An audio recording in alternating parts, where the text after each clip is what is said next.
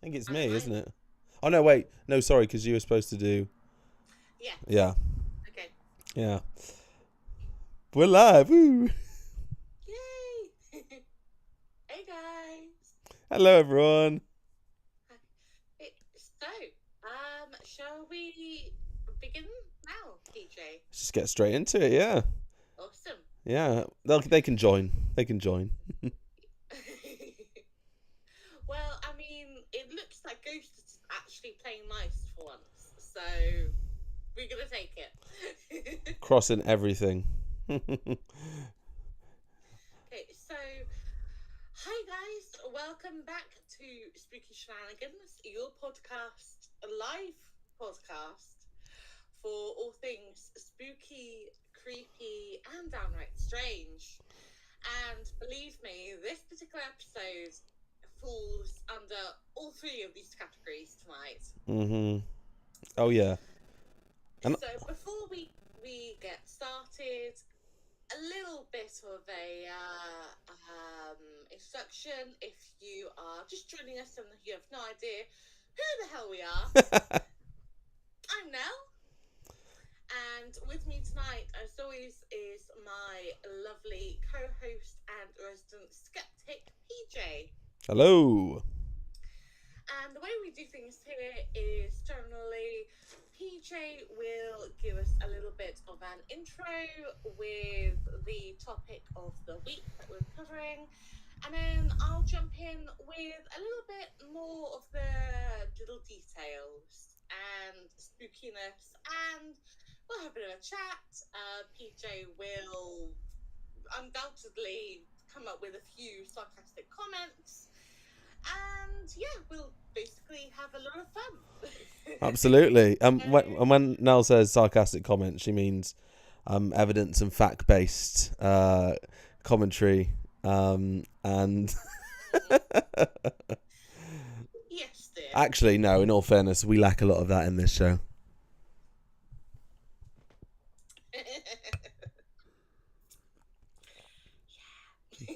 Yeah, we don't take ourselves very seriously. It's true. No. I went for blood red tonight to match the vibes. It's not blood though; it's tea. Look. I didn't want to incline it too much. Just pour tea all over my laptop. And yes, I'm in bed. I couldn't be asked to sit in my office tonight. That's fair. It's almost the end of the week. Exactly. Yeah. If I could get away with doing that, then I would. So, recline for both of us, darling. Recline for both of us. Thank you. Also, just to jump in there, if you're watching live, say hello. We do love it when you interact because it's nice to see little comments popping up, especially where our channel is still very small and we're looking to grow that. So subscribe, please, and like. Yay! Or Ghostus will find you. Yeah, Nell went for nice. I went for Ghostus will find you and haunt your ass. He will. Well, once he's done, annoying the hell out of us. Well, Rowan's Runes is already in. Real skeptics drink blood. Hey,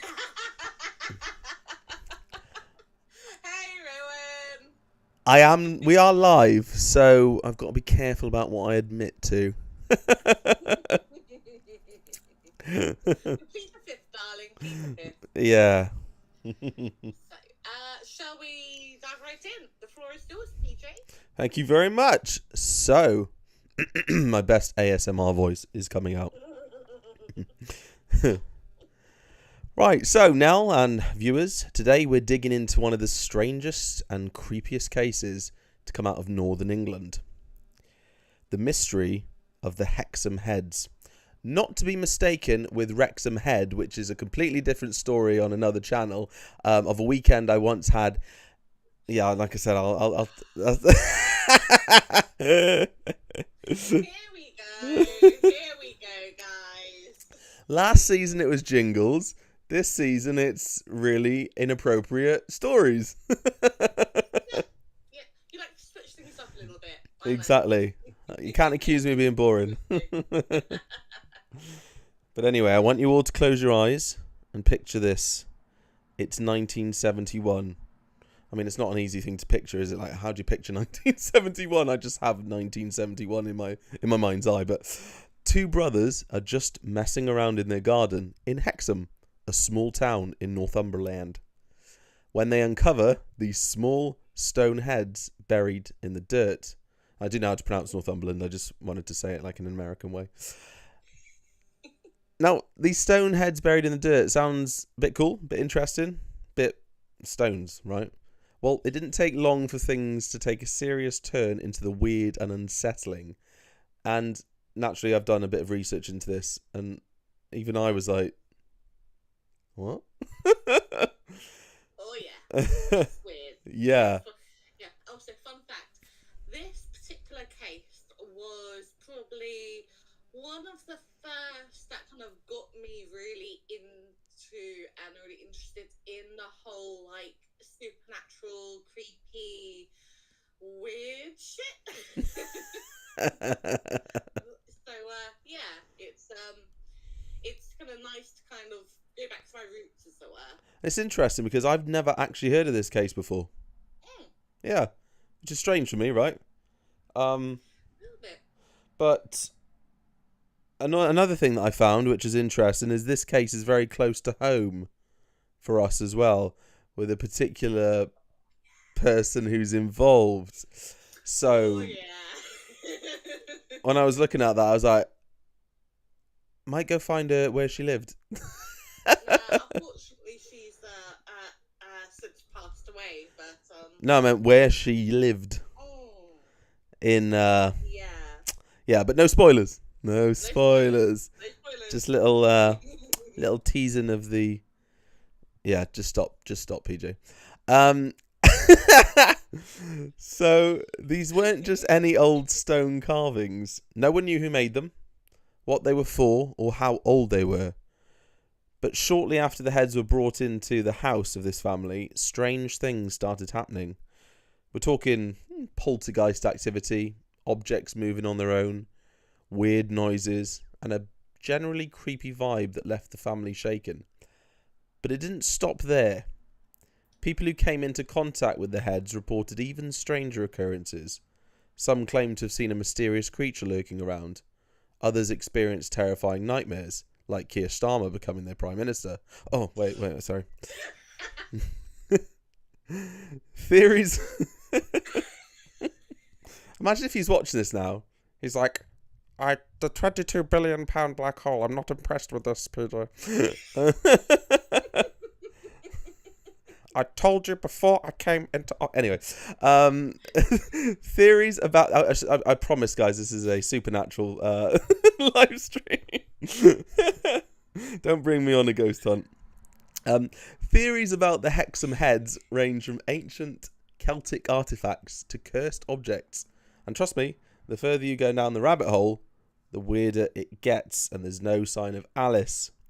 There's talk of werewolves, which was really weird part of the story I was looking at. Druid magic. One weird part of the story. Just the one, yeah. The rest is pretty normal, you know. Well, for us. Yeah, exactly. Like, It's thing. We're kind of like Ed and Lorraine Warren now, aren't we? We're just like, yeah, okay, cool. Oh, a demon. Oh, another one. Okay. Like notches on the bedpost, isn't it? It's like...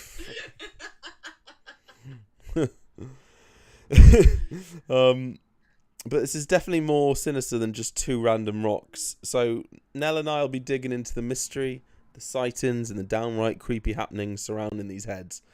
Are they cursed relics from the past? Or is there something even darker at play? So stick around and find out, because this one's a head scratcher in more ways than one.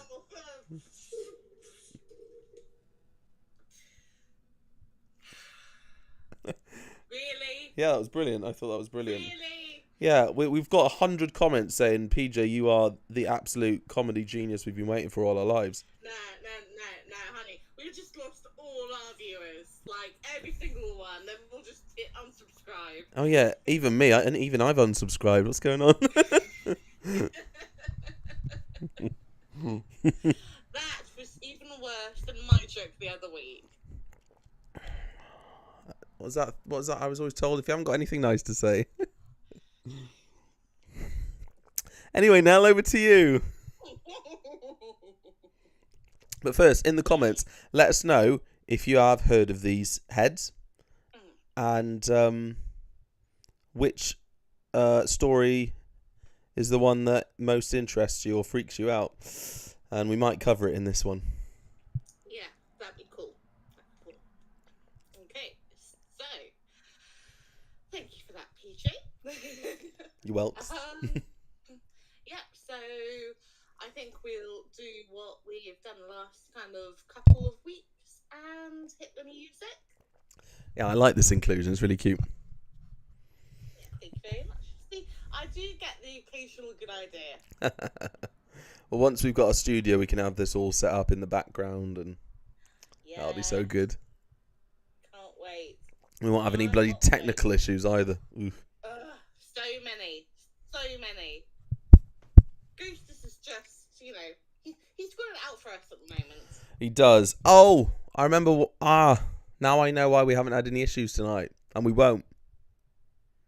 I remember approving his holiday request last week.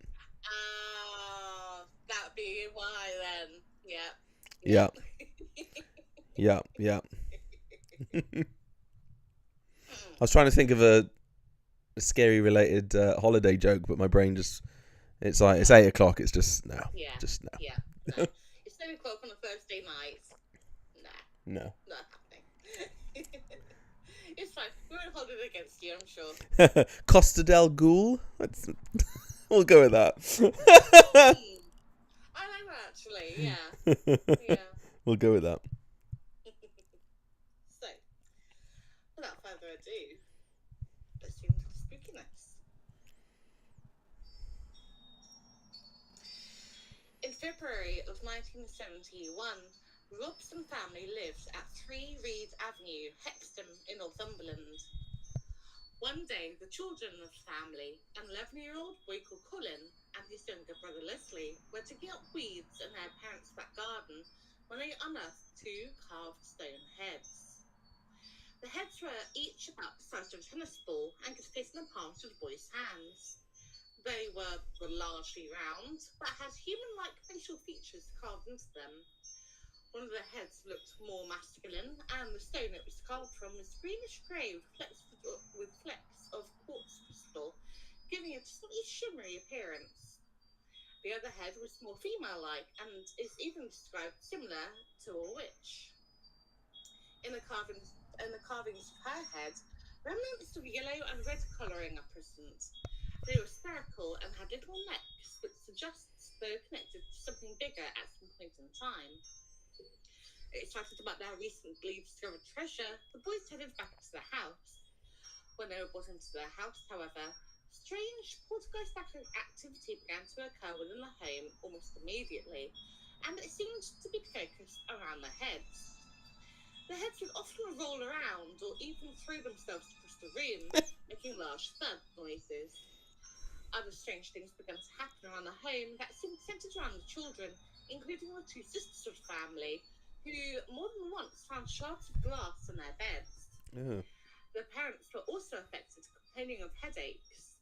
There was often a strange glow emanating from the patch of garden where the heads had been found. However, the weirdness does not stop there. Even the Robson's neighbours, the Dodds, were affected.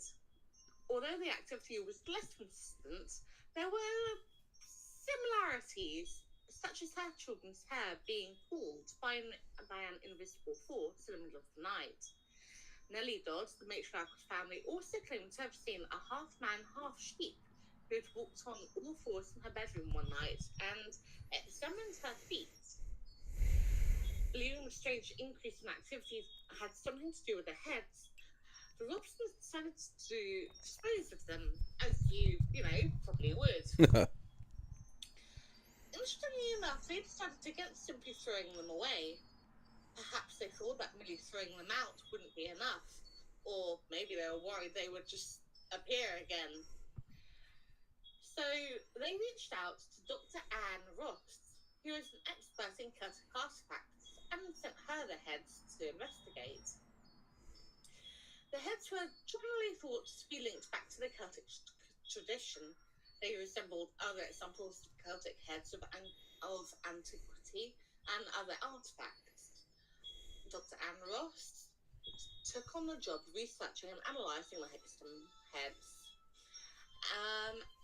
at Southampton University and was convinced they were Celtic or Iron Age in origin. Analysis found the heads were made from sandstone with hints of lime coating and some applied to coloured pigments. A second analysis at Newcastle University, however, came to a different conclusion, that the heads were made from an artificial cement that had been moulded rather than carved. See, this feels really weird to me, the fact that,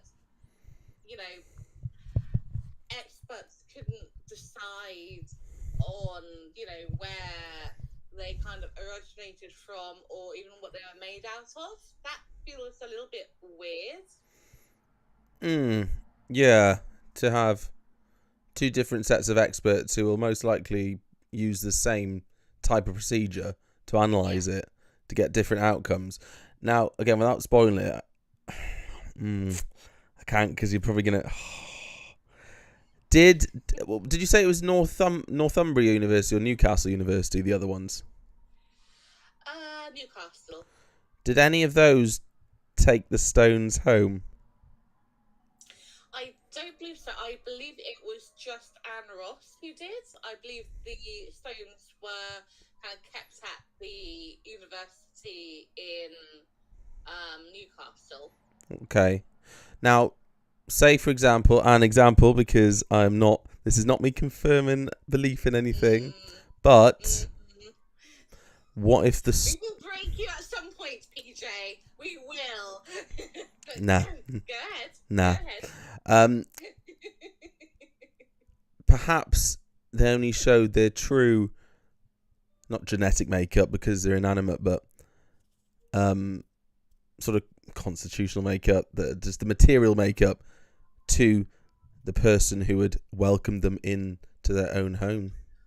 Ooh. And then to everyone else, they were just like, no, we're just cement.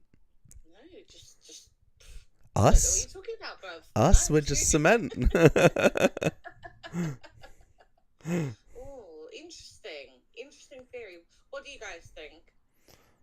Well, give us a comment. Well, Rowan's saying, join us. Join us. One of us. Go away. Not you, Rowan. Keep watching. Thanks. So,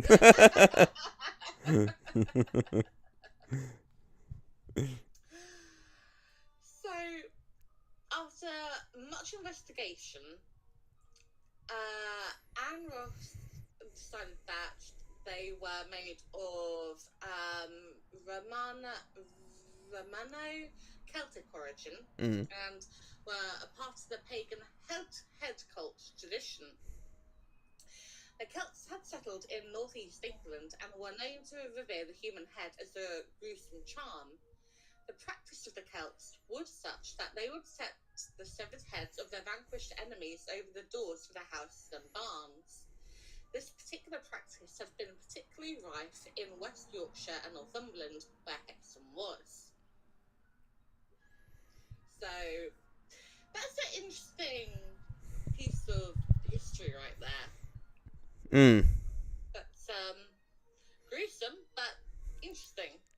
Yeah, I just want to interject because Rowan commented on my theory and said that ties in with shape-shifting law and similar to Banshee law presenting a certain way to certain families. Ooh, interesting. Look at that, me having no idea, pre-existing knowledge. Yeah. Oh. Maybe you're a little bit more of a believer than you thought, PJ. I just watch a lot of this shit. And read a lot of this shit. And write a lot of this shit. But I don't believe it. True. But yeah, thanks, Rowan. So, unbeknownst to Anne, her taking the heads on would mean exposing not only herself but also her family to the curse of the Hexham heads.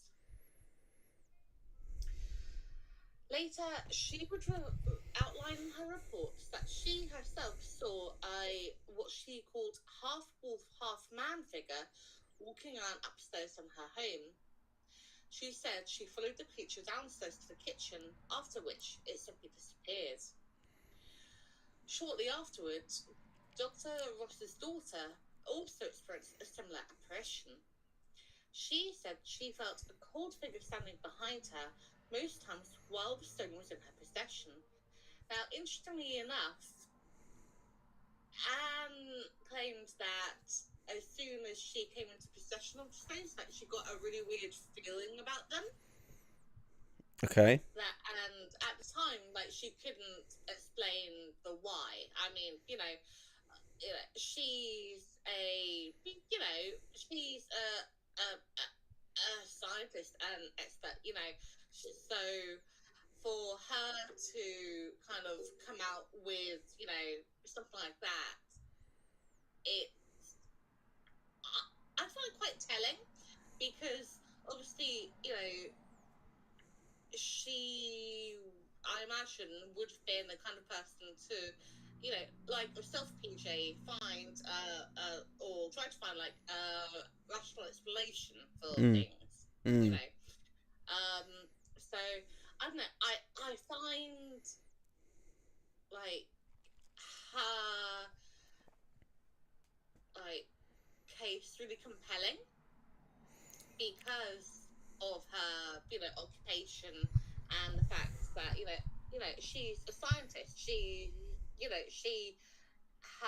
Her whole thing is around facts and logic and all these things. Well, two things to that. First one, to just cover that latter statement. I mean, there are Christian scientists, which to me is an oxymoron in itself.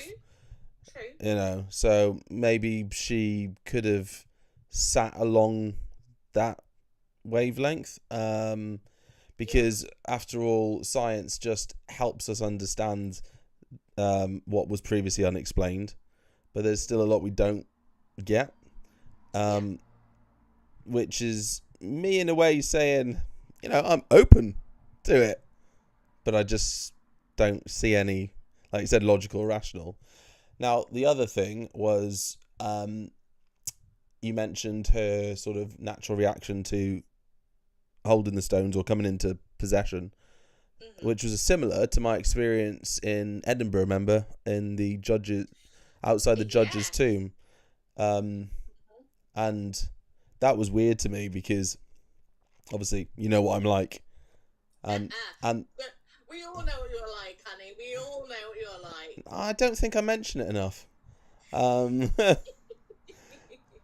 But Travis and I both went into that cemetery and he was like, oh, there's a weird feeling here. And I was just like, I just feel peace and calm. I didn't feel anything until I went past that tomb and I was like, oh, that's... What is that? And then and that's when I had to check with you, didn't I? I was like, is this the... And you were like, yes, that's it.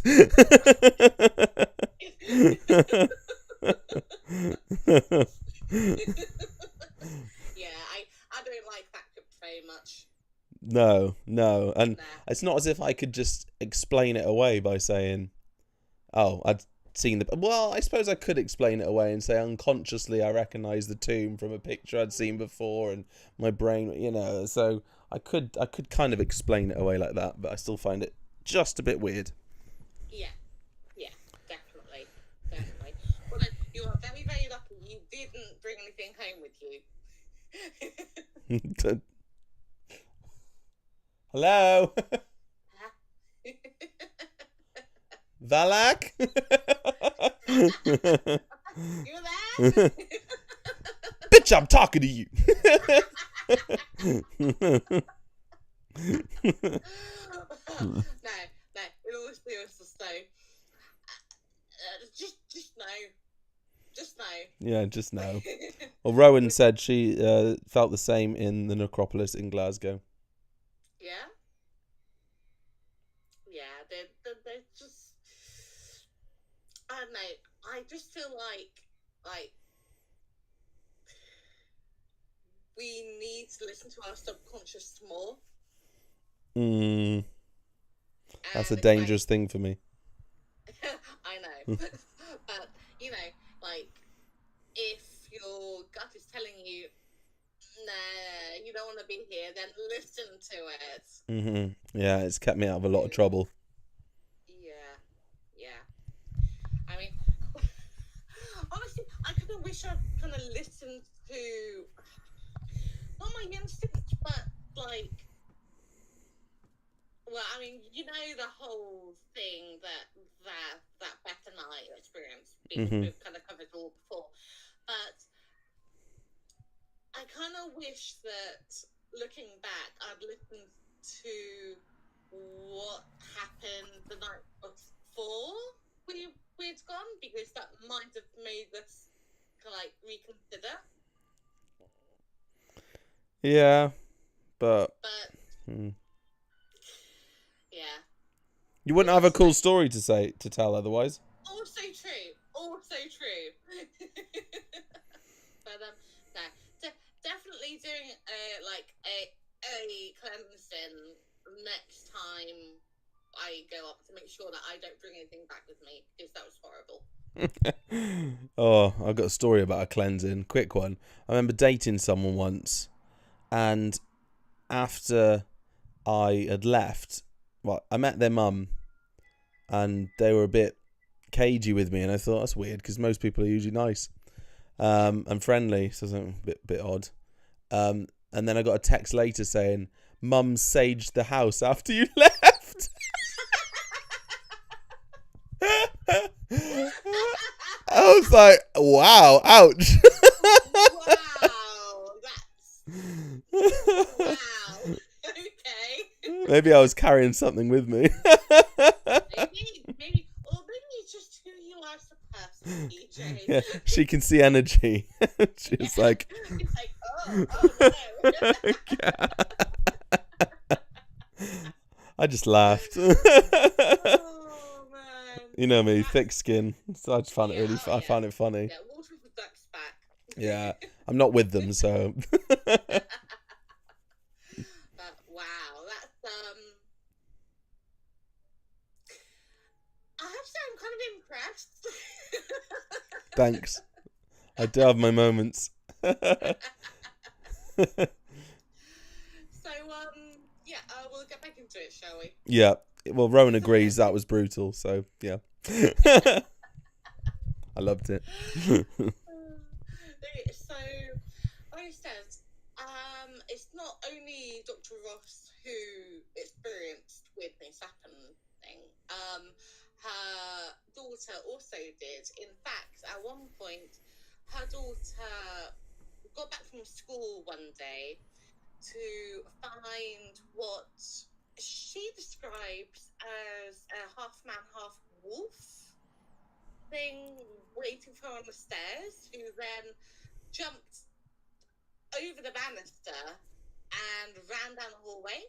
And of course, so her being a teenage girl completely freaks out, runs out the house, and a couple of hours later, when Dr. Ross and her husband returned home from work, she sat outside on the front step, like absolutely terrified, out of her mind, which I don't blame her. I would be too, quite frankly. Right, you ready? No, it's just my brain. You know how it works. Now, Go on then. It depends which half was wolf and which was human. Like, imagine. Okay, if it's a werewolf top, that's gonna be scary, snarling, gnashing teeth. Real Red Riding Hood vibes. Yes. So that's scary, right? But then imagine the other way around. There's just a bloke like crawling along with a big bushy tail. Well, just like, oh hey, don't mind me. Like you wouldn't you'd be like, I think think they got this the wrong way round. It's like, yeah, no, I was the last one in line. And then you kind of run out of body parts. Yeah. Yeah, it's like when they're putting the final bit of the puzzle together and they run out of matching parts. Yeah, and they're just like, that'll do. That's something like Nightmare Before Christmas. It's like when they're just putting stuff together and like, cool. Like, yeah, that'll do. Yeah.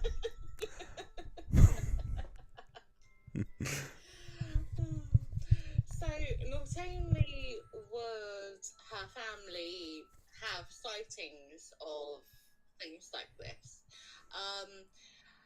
doctors also reported feeling of a cold presence, and at one point her study door bursting open with no apparent cause, and more sightings of an apparent dark figure. Yes. Knowing of Nellie Dodd's experience, Ross equated all of these phenomena with the Hexham heads, and the incidents allegedly stopped once she removed them from the house.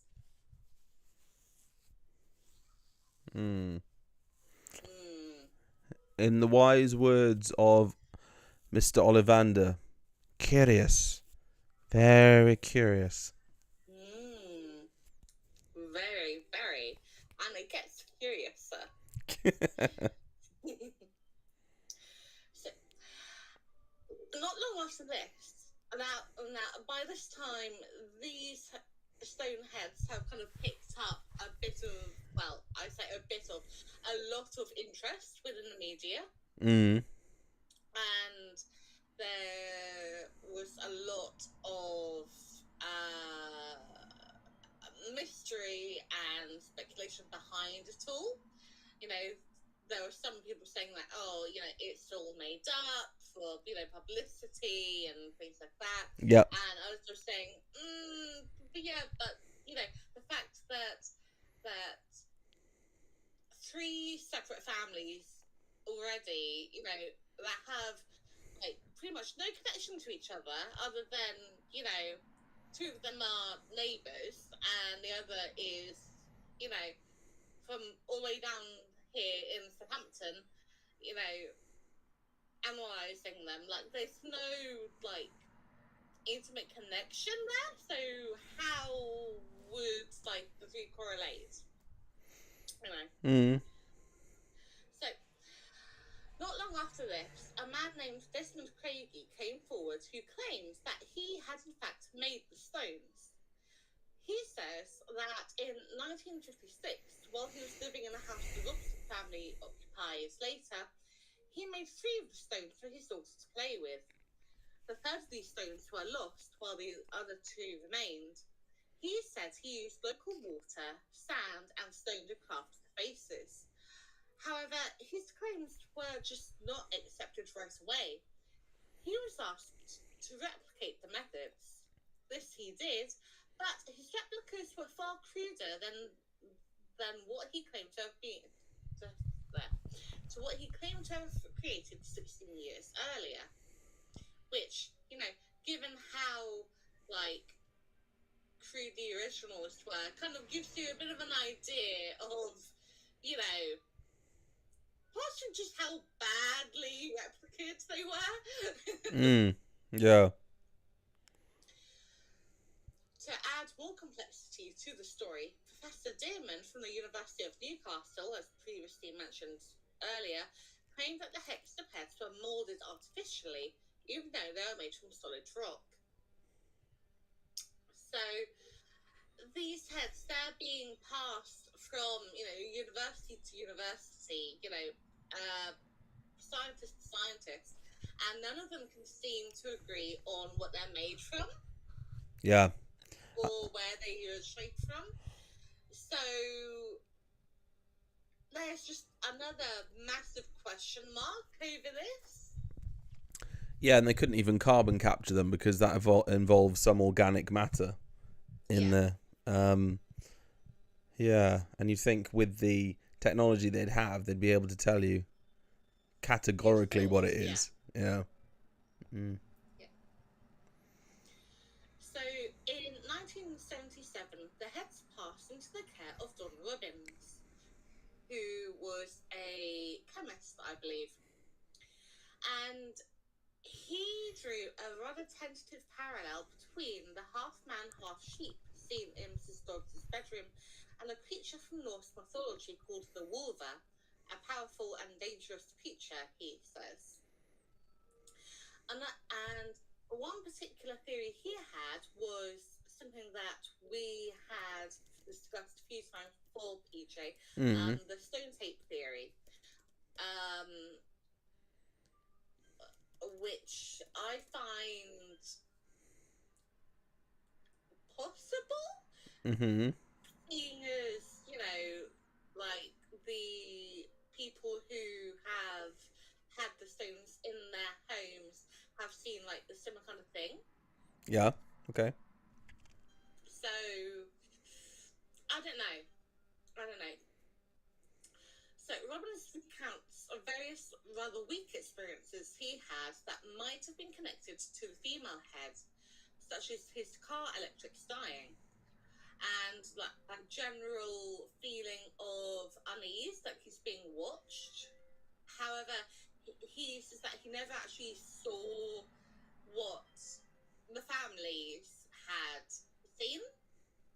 However, there is one interesting theory that I read about when I was researching this case, and that was the fact that with each of the families to have seen this, half man, half sheep, or half man, half wolf thing, creature, werewolf, whatever you want to call it, it was always when there were children in the family. Okay. And children who were of the kind of like teenage age.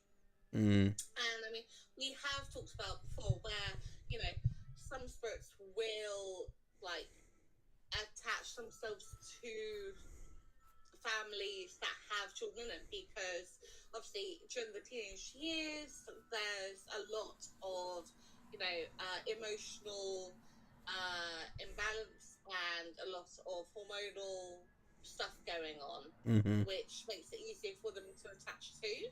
Yeah.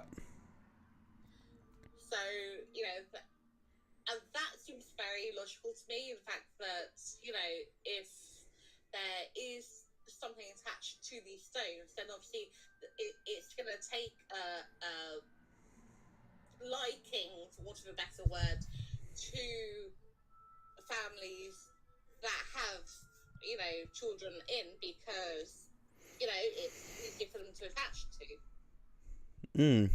Yeah, I get that. So our story then passes on to the final character in our case, a gentleman called Frank Hyde. The elusive Hyde was delivered the heads in February 1978 to apparently do some dowsing experience with them. They, and apparently him, have never been seen since. Okay. As Robin stated in The Secret Language of Stone, but by Frank Hyde, he seemed to have, quote, vanished as completely as if he had walked into a fairy tale in a folk tale. And yet again, there's just, no one knows where they are to this day. It's all very, very weird. Oh, things like that creep me out, because it always brings me back to my childhood when I first saw the original Roald Dahl The Witches film. Yes. And that little girl who goes missing, and then she ends up in the painting, and she ages and then eventually disappears. That has always haunted me. That's true horror. That is right up there. You know, Yeah. you can have the Terrifier, you can have Jason, you can keep all of those slasher serial killers, any of that lot. Yeah, it's horrible, but Yeah. that goes through my core. That sort of Yeah, it's horrible. that is yeah, Yeah. because that is torture. That is Yeah. evil. Bloody witches. You're all the same. Darling, be very, very careful. It's all right. I've got the dark hold. You can't touch me. Me and Wanda Maximoff are like this. It was Agatha all along. Have you watched that yet? I haven't though. No, it is on my list. I just haven't gotten around to it just yet. Down the witch's road, road down the road. You'd like it. You'd like it. It's quite good. Yeah. To be fair, I have heard very, very good things about it. Yeah, despite it being one of those Disney TV shows, it's a good one. Nice. Yeah. Okay. Well, yeah. I will check it out, and we'll probably have a chat about it next week. Absolutely. Well, it's on Rowan's list too, so there you go. We can have one big chat about it. Hey, watch party. Yeah. We've got our own coven now. Yeah, we do. So, guys, what's your take on it all? Because, like we said, this particular case is such a weird one, and I don't know, there just doesn't seem to be like any like rationalized explanation for this, because you have so many people all experiencing the same kind of things that have no connection to each other. And it's not like the Hat Man where one of them's got a top hat on, the other one's got a sombrero, and you're like, oh, shut up, mate. It's like pretty accurate descriptions, right? Yeah, it just... I don't know, man. I don't know. I can't put an explanation on this one. I don't want to say how I actually feel about this one because it's completely against character here. Oh, go on. Oh, so... Come on, let us have it. Come on. Ah, it's a shame. Rowan's just saved me with a comment. I think the history and lore needs to be separated from the present happenings. I feel it's so much more than the media is fluffing it. Which kind of, again, fits into my thought process. Now, you know how I feel about the white lady and all that bollocks, Rainbow right? Lady. Yeah, Rainbow Lady! I'm here! Boo! Why have I got Miriam Margolyes in my head doing it? Cause she is the least rainbow. Should just call everyone a see you next Tuesday. But in my head, ancient, powerful, do you want to call it magic? With a K on the end. Goes deeper than a lot of, say, these ghost stories from the last 500 years. Yeah. Things like that are, they're arcane. They are rooted in our DNA and the earth itself, to me. So, I'm the sort of person that I'd be like, yeah, I reckon a Balrog is real and it's just in the depths of the core of the earth waiting to come out, sort of thing. But you saw a ghost? Shut up, grow up. Yeah. I don't know. I just, yeah, just attracted to that arcane, deeper, powerful magic, Yeah. I mean, my kind of initial feeling about it would be whatever it is that the family saw, I get the feeling that it's some kind of entity perhaps protecting the stones. Mm. And obviously when the boys dug it up, it kind of woke it up, for want of a better word. Yeah. Well, Rowan agrees. Either with both of us, me, you. But maybe, and I'm going down a real conspiracy rabbit hole here. Maybe, yeah, but maybe the creation of these Abrahamic religions, the modern day religions, were there as somewhat of, well, put in place, not just a marketing ploy, but, to control, mass control and all that kind of thing, population control. But as a smoke and mirrors, false flag, misdirection approach to us moving away from this natural ancient magic we used to maybe be connected with, and maybe when we stumble upon things like this, it unlocks something within us that we lost. I don't know. I'm just being a bit more spooky this week, a bit more open-minded. Who are you? And what have you done with my friends? I don't know what was in that tea. Well,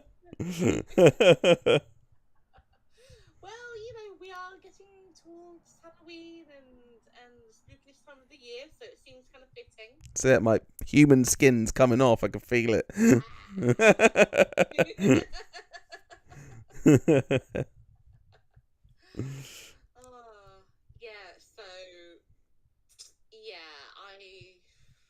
It's an interesting one.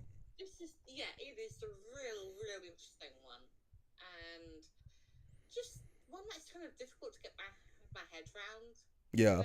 Because we've dealt with so many different aspects of the supernatural and paranormal on this show, but werewolves is like a really different one.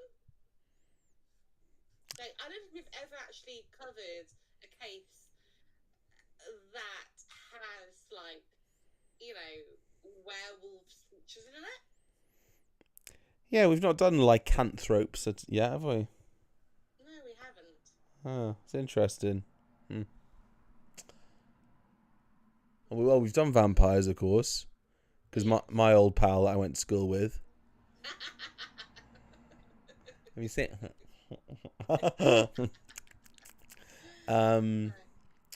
We need to do some more. Maybe we should just turn October into that. Mystical creatures and tales from that. That'd be really good fun. Funny you should say that. Oh, shock. Gasp. Because next week we are going to be discussing skinwalkers. Ooh. Oh, thing is, what was I watching the other day? Travis and I were watching a Homes Under the Hammer episode, and these two people were on there.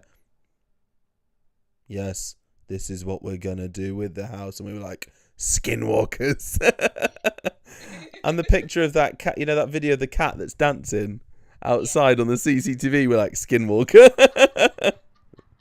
Yeah, I mean, I know that a lot of people also call them flesh pedestrians. Yeah. Honestly, I find more horrific than skinwalker. Yeah, flesh pedestrian is vile. Just, I hate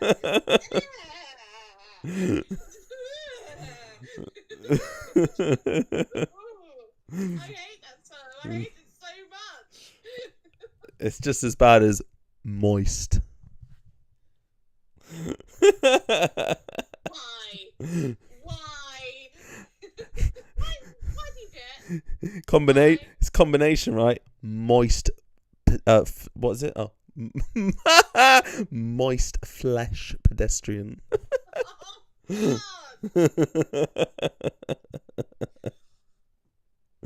can go off people, PJ. You haven't gone off me yet, babe. It's not going to happen. Really? You sure about that? Positive. I know things about... I've got things on you, girl. Yeah, neither of us can walk walk away from this friendship. We just know too much about each other. Yeah, blood in, blood out. Yeah. Just Yeah. We're stuck together. So, guys, what do you think?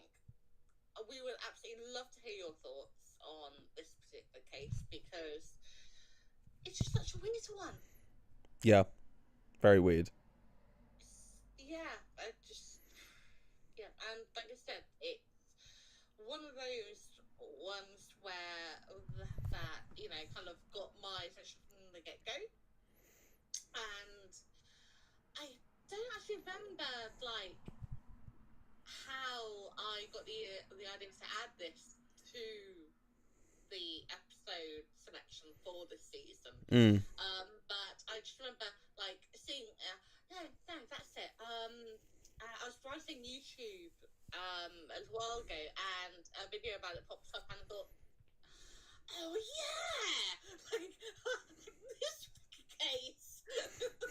The weird one, yeah. The weird one, yeah. Also, have you noticed that the faces on the stones look like Voldemort did in the Philosopher's Stone on the back of Quirrell's head?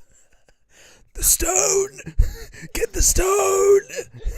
The boy! He's talking about himself. So,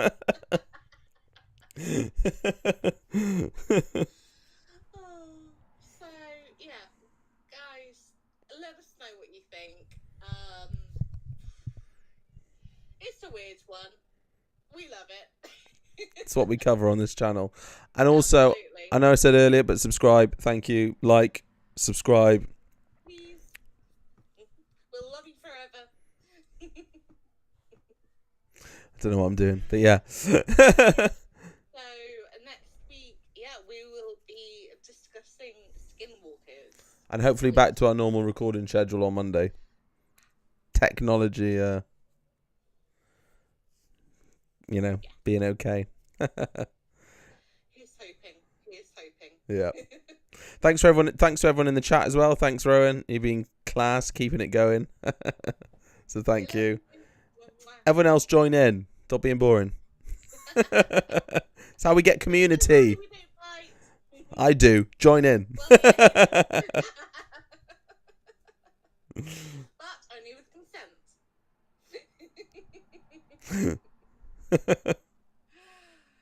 So, guys, yeah, thank you for joining us tonight.